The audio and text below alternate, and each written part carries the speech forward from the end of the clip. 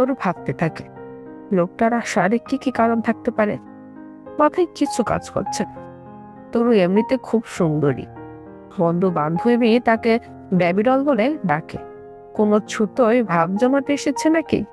না, এটা কোনো গল্প না, ফ্যান্টাসি না। ছিনতাইকারী এভাবে ভিকটিমের বাসায় খাতির জমাতে আসতে পারেন। আকাশ পাতাল ভাবতে ভাবতে তরুর মাথায় যে ক্লুটা আসে তাতে ওর পুরো শরীর হিম হয়ে যায়। তরুর মোবাইলে কি কোনো গোপন ভিডিও বা ছবি টবি কিছু ছিল? না, তোর তো কোনো প্রেম টেম কিছু নেই। কোনো পুরুষের সাথে ঘনিষ্ঠ হয়ে বসার স্মৃতিও ওর মনে আসছে না। তাহলে কি শখের বশে করা ওর নিজের কোনো নগ্ন ভিডিও? এখন তো মানুষ narcissus, Facebook, Instagram, TikTok, reels এসব আসার পর মানুষের যে কত বাতিক। অনেক বান্ধবী নিজের গোসলের পুরো ভিডিও নিজে নিজে রেকর্ড করে ওদেরকে দেখিয়েছে।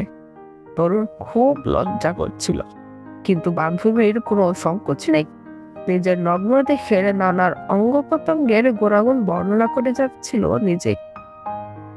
তরুণ মনে করতে চেষ্টা করে সেও কি এরকম কিছু রেকর্ড করে রেখেছিল কি না।